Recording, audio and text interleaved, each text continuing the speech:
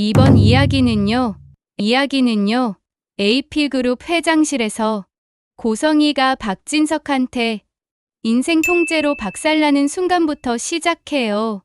평생 붙잡고 있던 사모님, 자리, 명품, 권력까지 한 번에 벗겨지면서 바닥에 매달려 오열하는 진짜 처절한 몰락이 펼쳐지거든요. 그리고 그 틈을 파고들어서 지은호와 한우진 쌍둥이 남매가 손을 잡고 이번엔 우리가 엄마를 버리는 거야 라고 선언하는 비밀 연합 작전이 시작됩니다. 엄마 손이 아니라 둘만의 선택으로 인생을 다시 짜는 진짜 전쟁 일막이라고 보시면 돼요. 본격적인 이야기 들어가기 전에 구독과 좋아요, 알림 설정까지 꼭 눌러주시고요. 그럼 바로 시작하겠습니다. AP그룹 회장실 안은 밤인데도 형광등이 훤히 켜져 있었어요. 도시 야경이 통유리 너머로 번쩍이는데 그 화려한 불빛이 이상하게도 방 안까지는 들어오지 않는 느낌이었어요. 박진석 앞 책상 위에는 두꺼운 서류 뭉치가 겹겹이 쌓여 있었어요. 재단 회계 장부 복사본, 장학생 선발 관련 메일 출력본, 해외 계좌 거래 내역, 익명 제보 정리 파일까지 맨 위 첫 장에는 붉은 펜으로 동그라미가 여러 번 쳐져 있는 이름 하나가 눈에 확 들어왔어요. 고성이. 박진석이 그 서류 뭉치를 집어들더니 책상 위로 그대로 내리쳤어요. 묵직한 소리가 쾅 울리면서 종이들이 파도처럼 훌쩍 떠올랐다가 바닥으로 흩어졌어요. 클립이 튕겨나가고 몇 장은 그의 구두 앞까지 미끄러져 내려갔어요. 맞은편에 서 있던 고성이 어깨가 움찔했어요. 여보, 그건 좀 내가 설명을. 입 다물어. 박진석 목소리가 딱 잘라졌어요. 낮았는데 완전히 얼음처럼 식어 있었어요. 재단 이사장으로 있으면서 한 짓들 장학금 빼돌리고 심사위원 매수해서 자기 편 만들어 놓고 기부금 돌려서 내 사람들 꽂아놓은 거 여기 다 있어. 그가 바닥에 떨어진 종이 한 장을 발끝으로 끌어당겨 집어들었어요. 여기 보이지?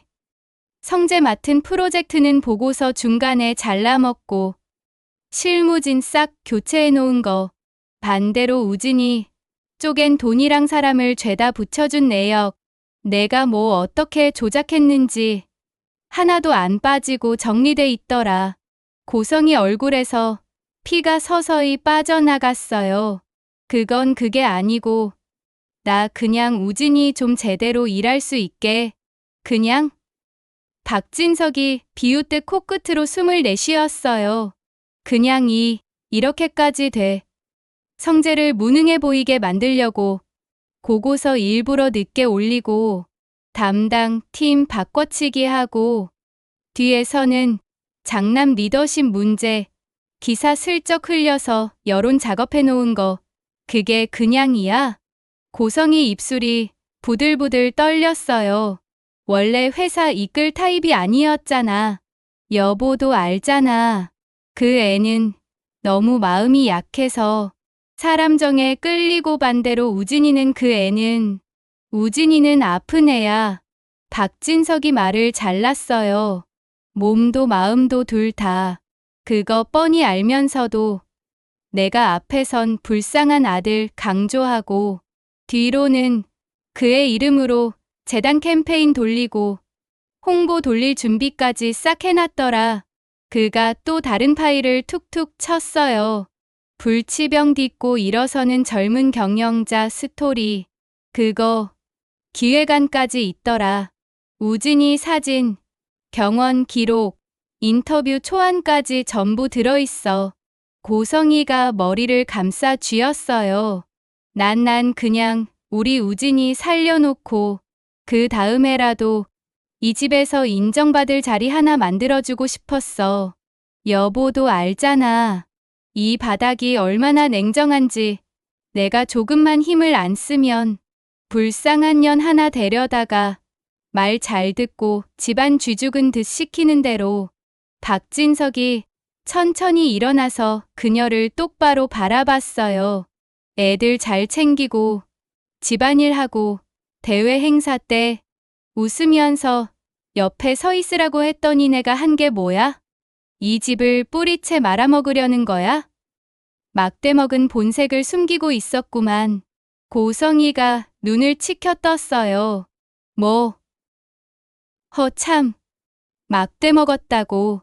그래서 당신이 그런 나 데리고 들어와서 잘 먹고 잘 산 건 생각 안 나? 그만해라. 박진석이 손으로 허공을 한번 그었어요. 자르듯이. 그는 인터폰 버튼을 눌렀어요. 비서실. 네, 회장님. 이사장실이랑 집 드레스룸에 있는 짐들 전부 확인해. 재단 카드, 회사 카드로 결제된 가방, 옷, 보석 다. 명품이란 명품은 박스까지 싹 챙겨서 내 방 앞으로 가져와. 하나도 빠짐없이. 알겠습니다. 통화가 끊기자 고성이가 눈을 크게 떴어요. 여보, 잠깐만. 이게 무슨 짓이야? 시간을 좀 갖고 이야기해. 그건 내 물건이야. 내가 이 집에서, 이 회사에서 얼마나. 내 물건? 박진석이 피식 웃었어요. 재단 법인카드로 결제된 드레스, 회사 이름 걸고 행사 나가서 들고 나간 가방, 이 집, 사모님, 이미지 맞춘다고 맞춰놓은 보석들, 다 회사 거야. 지금까지는 내가 잠깐 걸치고 있었을 뿐이지. 잠시 후 문이 열리더니 디서랑 직원들이 장갑을 낀 손으로 조심스럽게 들어왔어요. 회장님, 지금 바로 드레스룸 쪽부터 정리하겠습니다. 바로 해. 직원들이 안쪽 방으로 향하자 고성이가 그때서야 거의 뛰다시피 따라붙었어요. 야, 거기 손대지 마. 그건 내 옷이라고 했지? 이게 얼마나 비싼 건데. 야, 내 말 안 들려? 잠깐 부부싸움일 뿐인데 영감 화 가라앉으면 너네 가만 안 둬. 옷걸이에 걸린 드레스들이 옮겨질 때마다 옷감 스치는 소리가 사각사각 들렸어요. 장 안에 줄 세워져 있던 가방들이 하나씩 상자로 들어가며 잠금 장치가 딸깍딸깍 소리를 냈어요. 보석함이 통째로 분리될 때는 안에서 잔잔하게 금속이 부딪히는 소리가 났어요. 고성이가 상자 하나를 양손으로 붙들고 늘어졌어요. 안 돼. 그건 나한테 준 거야. 나보고 여기 회장 부인답게 입으라고. 당신이 그렇게 말했잖아.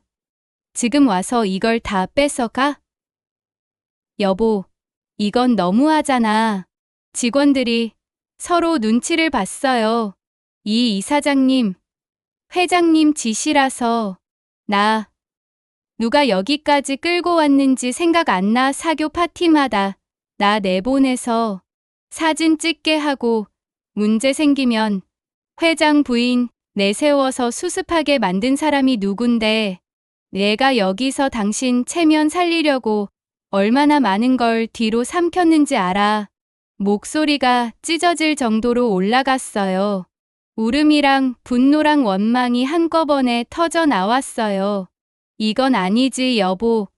근본 없는 년 하나 사다가 옷 입혀놓고 이제 필요 없으니까 벗겨내는 거야? 그래, 나 속물 맞아.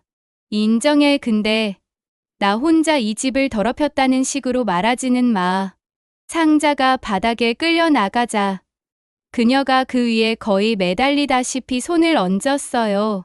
손톱이 상자 모서리에 걸리며 긁히는 소리가 났어요. 가지마. 그거라도 있어야. 나나. 그만해. 이번엔 박진석 목소리가 더 낮게 떨어졌어요. 그 한마디에 직원들 손까지 잠깐 멈췄어요. 그 옷들 처음부터 내 거 아니었어. 회사 얼굴에 맞춰 입힌 옷들이고 이 집 안주인처럼 보이라고 씌운 장식품들이야. 이제 그 역할 필요 없으니까 도로 가져가는 거고. 사모님, 이사장님, 불리우니까 네가 처음부터 그런 줄 알았어? 주제를 알고 납작 엎드려 살아야지. 주제도 모르고 설쳐서 화를 자초해. 고성이가 바닥에 주저앉았어요. 눈물, 콧물, 망가진 화장이 얼굴을 뒤엉켜 흘러내렸어요. 그래, 다 가져가. 대신 인정은 해. 나 아니었으면 이 집, 이 회사 몇 번은 무너졌을 거야. 내가 얼마나 더럽게 움직이면서 당신 체면 지켜줬는지 정말 몰라? 아, 다구니를 썼다가 박진석의 바지를 잡고 여보 왜 그래? 나 좀 봐줘. 여보 한 번만, 응? 한 번만 제발 손을 싹싹 비비는 신용을 했어요. 박진석이 고성이를 싸늘한 눈빛으로 내려다봤어요. 그 눈빛에는 연민도 미련도 없었어요. 이미 결정을 다 내린 사람의 얼굴이었어요. 내가 이 집에 기여한 거? 이따 인정해. 그래서 그 대가로 내가 누린 시간도 충분했다고 보는 거고 그 말은 곧 이제 끝이라는 선언이었어요.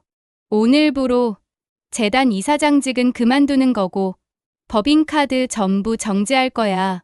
재단이랑 계열사 계좌 하나하나 다시 뒤질 거고 필요하면 수사도 맡길 거다. 앞으로 넌 이 집 돈, 회사, 누구한테도 손 못 댄다. 여보, 진짜 이럴 거야? 나 이렇게 길바닥에 내버려 두겠다는 거야, 고. 성희가 책상에 매달리듯 손을 뻗었어요. 나 여기까지 오는 동안 당신이 시키는 대로만 살았어. 나 당신 위해서 뭐든지 했고 당신도 당신 입에서 하지 말라고 한 적 없었는데 이제 와서 왜 그래? 왜 다 내 탓이래? 나를 위해서만 했다고? 너도 위해서였겠지. 나를 위해서만 했다고? 너도 위해서였겠지. 나는 한 번도 너 보고 애들 인생으로 장사하라고 한 적 없어. 박진석이 의자를 밀치고 돌아서였어요. 욕심낸 건 너야.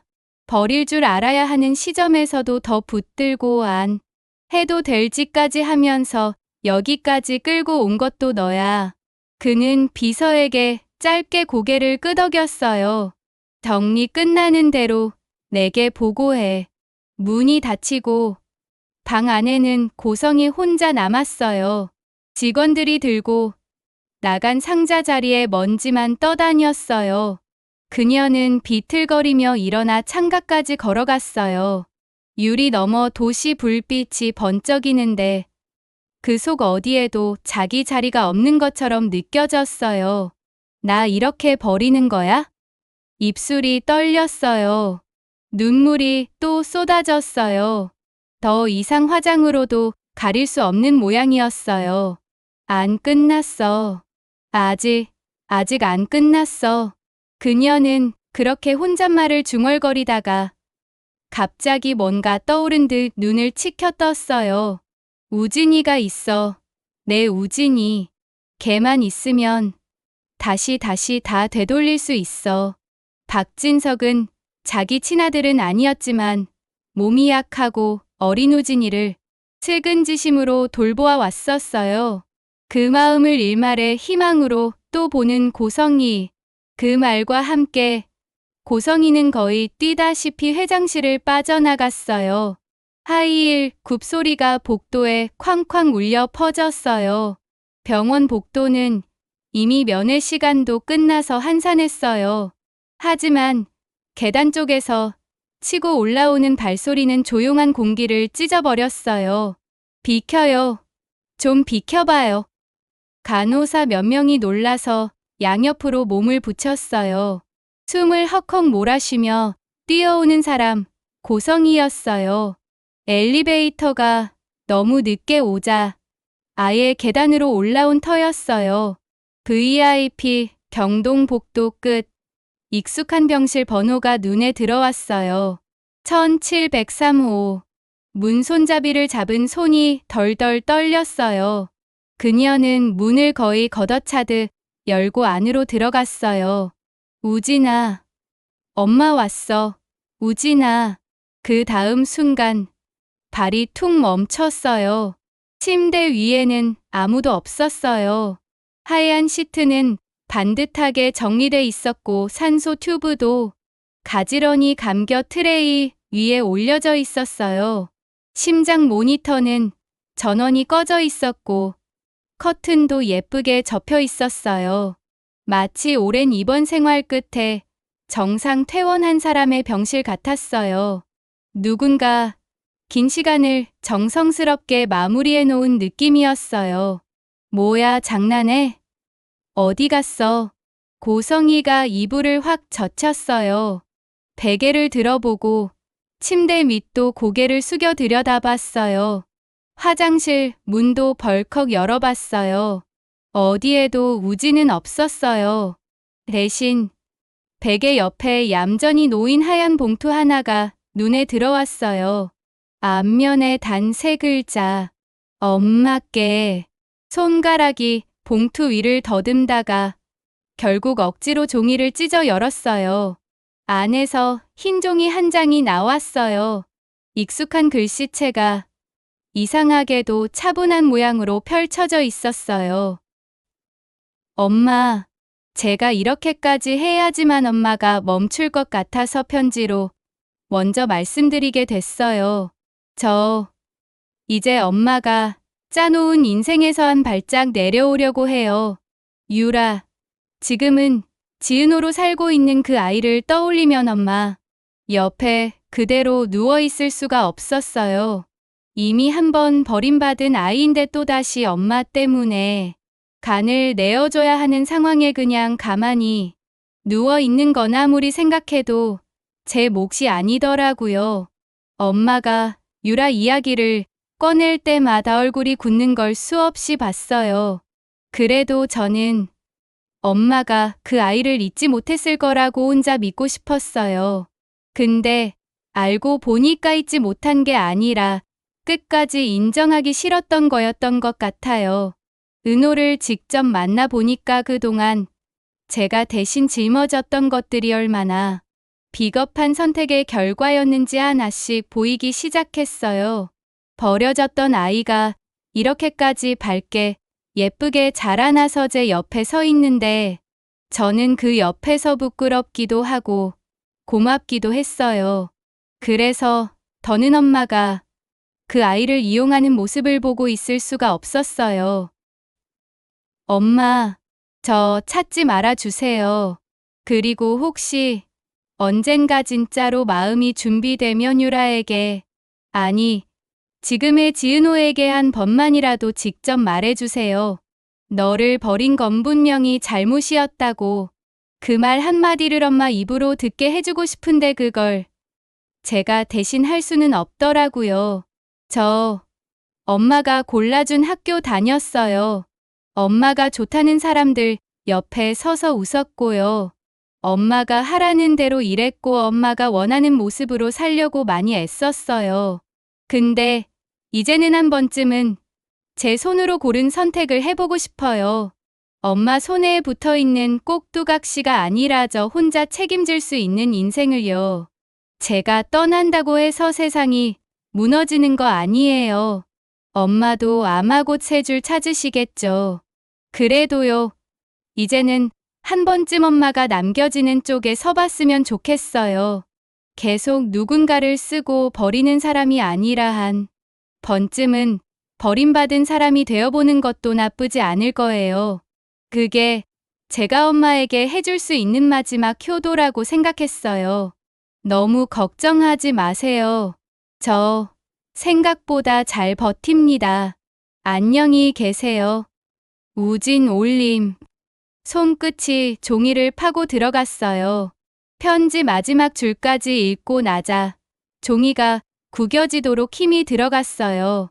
이게 뭐야? 고성이가 이를 꽉 물었어요. 눈동자가 흔들리다가 어느 순간 번쩍이는 기색이 올라왔어요. 내가 이런 말을 혼자 생각해서 쓸 애야 아니지. 누군가 옆에서 부추겼겠지. 그녀는 편지를 구겨졌다가 다시 펴고 다시 구기고를 반복했어요. 나 없이 어디를 간다고? 엄마 허락 없이 누가 널 데리고 나가? 내가 평생 혼자 결정해 본 적이 없는데 이게 내 생각이라고? 그때 문틈 사이로 간호사 한 명이 조심스럽게 들어왔어요. 이 사장님 많이 놀라셨죠? 잠깐 밖에서 오늘 이 방에 드나든 사람들 기록 전부 가져와요. 고성이가 고개도 돌리지 않은 채 말했어요. 복도 CCTV, 엘리베이터, 출입문 전부 누가 내 허락 없이 이 애를 데리고 나갔는지 지금 당장 확인해요. 아, 그게 환자 보호자 동의 없이는 자료 열람이 어렵고 보호자가 나야. 목소리가 벽을 때릴 정도로 날카롭게 치솟았어요. 우진이가 혼자 나갔을 리가 없잖아. 이 애는 태어나서 한 번도 자기 힘으로 도망쳐 본 적이 없는 애야. 누가 옆에서 잡아 끌지 않는 이상 이런 편지는 못 써. 손이 침대 시트를 꽉 움켜쥐었어요. 지은호 이름이 입에서 새어 나왔어요. 그래, 너구나. 내가 겨우 우진이 살리려고 찾아냈더니 그게 어디서 감히 내 아들을 데리고 나가? 숨이 거칠게 오르내렸어요. 숨었으면 찾아내면 돼. 내가 얼마나 끈질긴 사람인지 마지막까지 보여주고 나서야 놓지. 손에는 아직도 편지가 구겨진 채 들려 있었어요. 흰 종이 위에 글씨들이 땀과 눈물에 번져 흐려지고 있었어요. 며칠 전 같은 병원, 불 꺼진 병실 한쪽에서 작은 스탠드 불만 노랗게 켜져 있었어요. 침대에는 수액줄이 연결된 채 누워있는 우진이, 옆 의자에는 다리를 끌어올린 지은호가 앉아 있었어요. 둘 사이에는 얇은 담요 한 장, 그리고 26년치 공기가 깔려 있었어요. 우진아. 응, 나 진짜로 마음 정했어. 간이식 할 거야. 우진이 눈을 감았다가 천천히 떴어요. 안 해도 된다고 몇 번을 말했는데 너 성격 알잖아. 한 번 꽂히면 끝까지 가는 거. 아는 사람이 그러네. 지은호가 코끝을 문지르며 웃었어요. 근데 나 그거보다 더 싫은 게 생겼거든. 뭔데? 내 인생이 지금까지 한 번도 내 선택이 아니었다는 거. 조용한 말이었는데 병실 공기가 살짝 갈라지는 것 같았어요. 어릴 때는 그냥 버려져 있었고 학교 다닐 때는 살아남는 게 목표였고 여기 와서 보니까 이 사람은 나를 돈으로 사고 싶어 했고. 지은호가 끊겼던 숨을 한번 고르고 말을 이었어요. 근데 그 와중에 우진이만큼은 내가 한번 골라보고 싶더라. 우진이 옆으로 고개를 돌려 그녀를 봤어요. 쌍둥이라서 주겠다는 거 아니야. 그냥 나라서. 응, 그냥 우진이라서. 지은호가 담담하게 말했어요. 그게 난 오히려 좀 설렌다니까. 처음으로 내가 알아서 걸어가는 선택 같아서. 그 말이 더 위험한 거 알지. 우진이 웃었지만 눈동자는 금방 젖었어요. 알아. 그래서 이번엔 우리가 엄마를 버리는 쪽에 서보자고. 지은호가 손을 뻗어 우진이 손을 꼭 잡았어요. 맨날 우리가 버려지는 입장이었잖아. 한쪽은 버리고 한쪽은 잡아두고 필요하면 효도 스토리 만들어서 써먹고 이번에는 우리가 그 사람을 놓는 쪽으로 서보자. 잠깐 침묵이 흘렀어요. 심장 모니터에서 나는 작은 삑 소리만 둘 사이에 박자를 맞추고 있었어요. 선택지 한번 바꿔보자는 거야. 지은호가 말을 이었어요. 지금까지는 항상 그 사람이 고르고 우리는 통보만 받았잖아. 이 애는 데려가고, 이 애는 버리고, 이 애는 희생시키고, 이 애는 살리고. 근데 이제부터는 우리가 고르는 거지. 우진이 목소리가 낮게 흘러나왔어요. 그 선택 안에 엄마를 버린다는 말 들어가는 거 알고? 응, 알고 있어. 지은호가 장난기 하나 없이 대답했어요. 그래서 무서웠어. 나처럼 버려져 본 애가 누군가를 똑같이 버린다는 게 얼마나 공포스러운지 아니까 그러기 힘든데. 근데 있잖아. 계속 이 상태에 묶여 있는 게 이제는 더 싫어졌어. 우진이 눈을 감고 한참을 조용히 있었어요. 그러다 작게 웃으며 물었어요. 그래서 구체적으로는 뭘 어떻게 하겠다는 건데 너. 이런 거 혼자 플랜 짜놓고 말 안 하고 버티는 스타일이거든. 역시 내 쌍둥이 지은호가 피식 웃었어요. 일단 겉으로는 얘가 수술 포기한 것처럼 보여야 돼. 엄마한테. 그녀가 손가락 하나를 접었어요. 이사장실 찾아가서 말할 거야. 저 더 이상 간이식 안 하겠어요. 대신 이사장님이 말했던 유학은 제가 따로 알아볼게요. 이 정도로 말을 하는 거야. 지은호가 작전을 알려주듯 말했어요. 그럼 엄마 입장에 선 딸은 자기 뜻 거절하고 자기 길 간다 그러고 아들은 나중에 편지 한 장 남기고 사라지는 거지. 지은호가 대신 말했어요.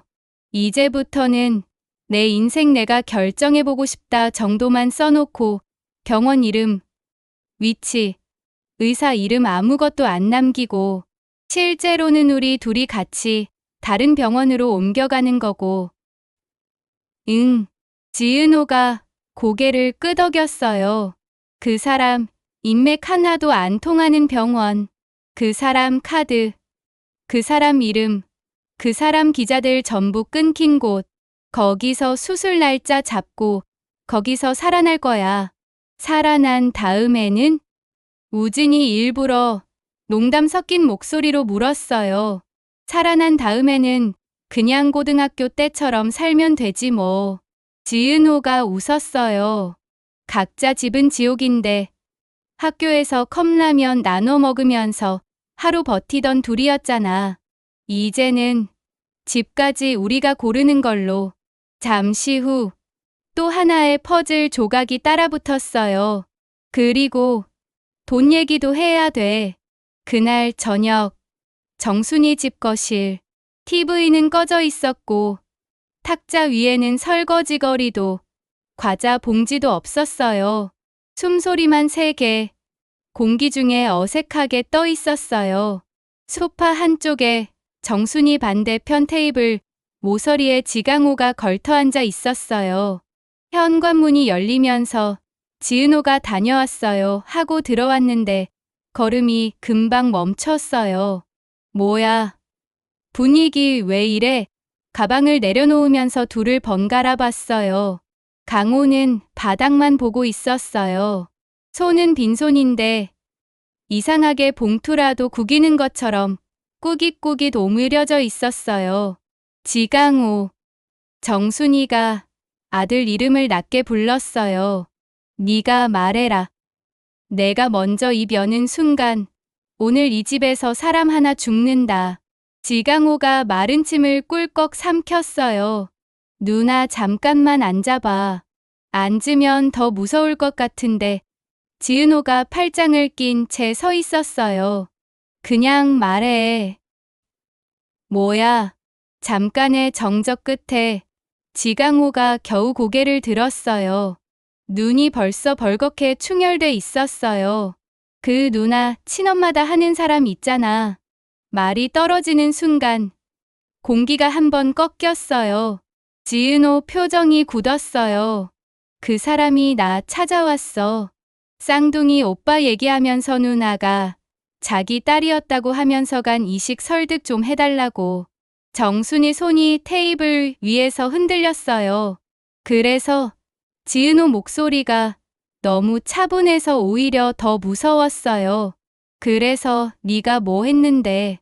지강호가 눈을 질끈 감았다 떴어요. 돈 받았어. 얼마? 5억. 공기가 잠깐 멈췄다가 세게 뒤집혔어요. 뭐라고? 지은호가 웃음인지 허탈한 소리인지 모를 소리를 냈어요. 다시. 5억. 현금. 누나 설득해서 수술시키면 나머지 5억 더 준다고. 말이 끝나기도 전에 정순이가 자리에서 벌떡 일어났어요. 테이블 위를 쾅 내리치며 소리쳤어요. 그 돈을 받았다고? 네가 네 누나 간값으로 던진 돈을 받았다고. 엄마. 지강호 어깨가 움찔했어요. 지은호는 한동안 아무 말도 안 했어요. 그냥 숨만 들이마시고 내쉬는데 그 소리까지 거칠었어요. 잠시 후 그녀가 천천히 입을 열었어요. 그래, 잘했네. 정순이가 믿기지 않는다는 눈으로 딸을 돌아봤어요. 은호야, 너 지금 제정신이니? 엄마, 잠깐만요. 지은호가 손을 들며 엄마 말을 막았어요. 시선은 계속 지강호에게 향해 있었어요. 강호야. 응, 네가 지금 이 얘기 털어놓은 거 잘했어. 늦었지만 숨기고 가는 것보단 100배 나아. 지강호 입술이 바들바들 떨렸어요. 근데 문제는 하나 있어. 지은호가 아주 작게 웃었어요. 5억으론 어림도 없다고 전해. 거실이 조용해졌어요. 심장이 두세 번 뛰는 소리만 들리는 것 같았어요. 뭐라고? 지강호가 멍한 얼굴로 물었어요. 가서 말해. 지은호가 의자를 끌어당겨 앉으면서 말했어요. 우리 누나는 5억으론 마음 못 움직인다고. 우리 집 사정 생각해도 그 정도 돈으로는 설득 안 된다고. 더 내놓으라 그래. 야. 지은호. 정순이가 소리를 질렀어요. 네 간이 장난이야? 그 돈이 뭐라고. 더 받아오라는 소리가 입에서 나와. 엄마. 오해하지 마. 지은호가 엄마 쪽을 돌아봤어요. 나 간 팔아먹자는 거 아니에요. 근데 이미 저쪽에서 우릴 돈으로 샀잖아요. 우리를 숫자로 계산해서 움직이게 만들려고 했잖아요. 그럼 우리는 그 숫자를 우리 쪽으로 끌어오는 수밖에 없어. 다시 지강호 쪽으로 고개를 돌렸어요. 5억이면 그 사람 입장에선 엄청 싸게 시작한 거야. 버렸던 딸, 자기 아들 살릴 수 있는 열쇠 쥐고 있는 애한테. 근데 우리 입장에서는 어때? 내 간, 내 인생 5억짜리 흥정거리 아니야. 그럼 나보고 어쩌라고. 지강호가 더 혼란스러운 얼굴로 물었어요. 나 이미 돈 받았고 그 사람은 나 자기 편이라고 생각할 텐데 그래서 더 받아오라는 거야. 지은호가 잘라 말했어요. 이 정도론 누나 못 움직인다. 우리 집 형편 생각하면 최소 이 이상은 돼야 누나랑 엄마를 설득할 수 있다. 그렇게 말해. 은호야. 그럼 우리 진짜 오빠 간이랑 내 인생을 가지고 장난치는 사람 되는 거야. 정순이가 떨리는 목소리로 말했어요. 장난친 사람은 이미 따로 있어요. 지은호가 단호하게 말했어요. 우린 그 사람이 짠판을 엎는 거예요. 네가 지금 이 돈으로 할 수 있는 제일 좋은 일은 혼자 들고 튀는 것도 아니고 이렇게 숨기고 울고 있는 것도 아니야. 그녀가 한 글자씩 눌러 말했어요. 그 돈을 우리 쪽 증거로 만드는 거야. 나중에 우리 엄마 가게 살릴 수도 있고 우진이 수술비 준비하는 데도 쓸 수 있는 돈으로. 그리고 그 사람이 어디까지 더 내놓는지도 지켜볼 거고. 정순이가 숨을 깊게 들이쉬었어요. 네가 벌써 거기까지 생각 안 하면 미치죠. 지은호가 씁쓸하게 웃었어요. 엄마도 알잖아요. 병원비, 수술비, 앞으로 살아야 할 날들 생각하면 5억은커녕 50억도 부족해요. 근데 그 사람이 먼저 돈을 꺼냈어요. 내 아들 살려달라면서. 그럼 이제부터는 눈빛이 낮게 가라앉았어요. 우리가 쥐고 흔드는 거예요. 감정 말고 숫자로. 한참을 멍하니 있던 지강호가 결국 고개를 끄덕였어요. 그럼 나 다음에 만나면 정확히 뭐라고 말해야 돼? 지은호가 바로 대답했어요. 그대로 외워.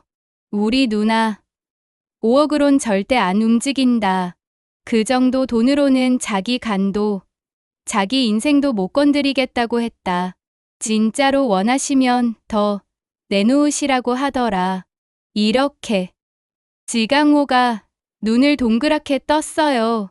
진짜 그렇게 말하라고? 그래야 제대로 미치지. 지은호 입꼬리가 살짝 비틀렸어요. 우리가 지금 필요한 건 저쪽에서 던진 미끼를 다시 그 사람 목에 감아버릴 수 있는 방법이야. 그리고 며칠 뒤 AP 재단 이사장실. 유리로 둘러싸인 넓은 방 밖으로는 역시나 번쩍이는 도시 불빛들이 쏟아지고 있었어요. 하지만 책상 앞에 마주 앉은 두 사람 사이 공기는 이미 숨조차 막힐 만큼 차갑게 식어 있었어요.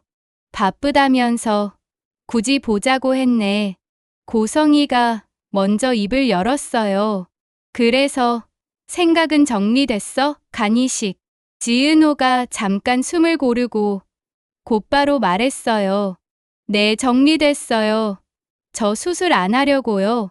뭐라고? 고성이 눈이 커졌어요.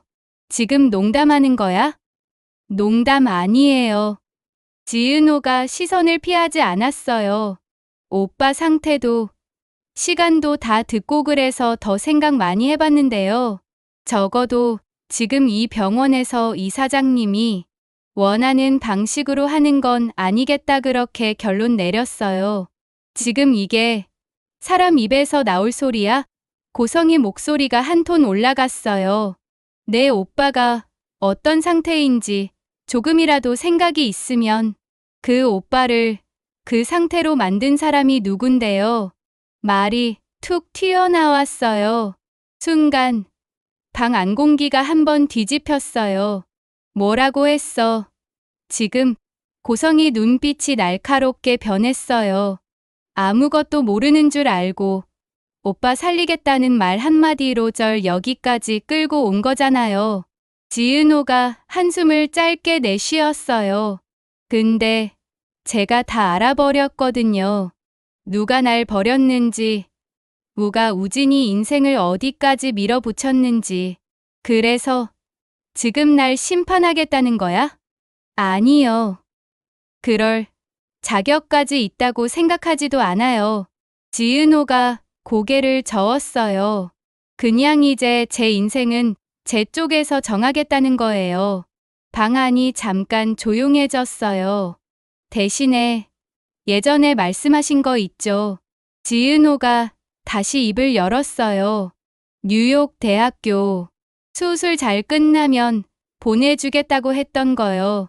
고성이 눈동자가 살짝 흔들렸어요. 그걸 왜 지금 꺼내? 괜찮은 학교더라고요. 지은호가 또박또박 말했어요. 처음으로 제가 공부 더 해보고 싶다는 생각이 들었어요.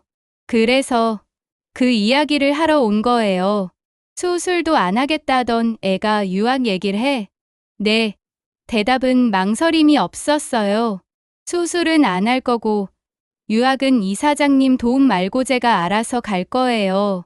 얼마가 걸리든 어떻게든. 그게 말이 된다고 생각해. 고성이가 책상을 쾅 치며 말했어요. 여기서 내 오빠 살릴 수 있는 기회를 걷어차. 고외국 나가서 공부나 하겠다고. 그게 사람 소리야. 저 버려놓고 쌍둥이만 데려다가 평생 조종해 놓은 사람이 사람 얘기하는 게 더 이상한 것 같아요. 지은호가 눈썹을 살짝 올렸어요.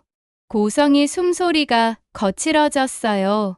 내가 지금 누굴 보고 그렇게 말하는지 알아? 내가 아니었으면 지금 너 여기 앉아있지도 못했어. 제가 여기까지 끌고 온 거예요. 지은호가 담담하게 말했어요. 밥 먹여준 건 우리 엄마였고 버스비 번 건 저였고 밤마다 울고 있을까 걱정해준 사람은 이 집이 아니라 정순이 엄마였어요. 이 사장님은 날 만든 적이 한 번도 없어요. 태어나고 나서부터 계속 안 본 거지. 순간 방 안이 얼어붙었어요. 지은호가 자리에서 천천히 일어섰어요. 그러니까 이번 선택은 처음부터 끝까지 제 거예요. 가방끈을 어깨에 걸치며 말했어요. 수술 안 할게요. 그게 제 결정이에요. 그리고 고개를 들어 고성이를 내려다보듯 바라봤어요. 뉴욕은 정말 한번 가보고 싶어요. 근데 이제는 이 사장님이 쥐고 흔드는 유학이 아니라 이 사장님이랑 아무 상관없는 유학으로요. 내가 지금 나 완전히 버리겠다는 말이지. 버릴 만한 관계가 있었나 싶긴 하지만요. 지은호가 씁쓸하게 웃었어요. 그래도 뭐 이름이라도 붙어 있었으니까 이제 제가 그걸 내려놓을게요. 그녀는 문 쪽으로 걸어가면서 뒤돌아보지 않고 한 줄을 더 얹었어요. 앞으로는 연락하지 말아 주세요. 전화도, 문자도, 사람도. 이 사장님, 아들은 이 사장님이 알아서 하시면 돼요. 문이 닫히는 소리가 작게 울렸어요. 그게 오늘 병원에서 벌어진 모든 일의 시작점이자 종착점이기도 했어요. 그리고 지금 회장실에서 쫓겨나듯 밀려난 그날 밤 병실에서 비어있는 침대를 마주한 이 시각, 우리가 본 건 엄마 손에서 떨어져 나가기로 결심한 쌍둥이 오빠의 편지였어요. 그리고 그 뒤에는 이번엔 우리가 엄마를 버리는 거야. 그리고 우진이는 엄마 손이 아니라 우리 선택으로 산다. 라고 말하던 남매의 비밀 작전이 숨어 있었던 거예요. 오늘 이야기 여러분은 어떻게 보셨어요? 우진이의 편지, 여러분 눈에는 엄마를 살리기 위해 떠난 아들로 보였어요. 아니면 끝까지 엄마를 멈추려는 마지막 선택으로 느껴졌어요? 댓글로 여러분 생각 꼭 남겨주세요. 어떤 한 줄이든 작가가 다음 회 시나리오 쓸 때 진짜로 큰 힘이 돼요. 영상이 재밌었다면 구독과 좋아요, 알림 설정까지 한 번씩 꼭 눌러주세요. 여러분의 한 번 클릭이 지은호, 한우진 남매의 진짜 화려한 날들을 더 오래, 더 깊게 이어갈 수 있는 응원이 됩니다. 다음 화에서는 낯선 병실에서 눈을 뜨는 우진이와 그 옆에서 이제 진짜 우리 인생, 우리 방식으로 가보자라고 말해주는 지은호, 그리고 AP 그룹 안에서 본격적으로 터져 나오는 고성의 비리 폭발 사건과 이사회 전쟁까지 한층 더 치열한 일막을 열어볼게요. 지금까지 들어줘서 감사합니다. 구독과 좋아요는 영상 제작에 큰 힘이 됩니다.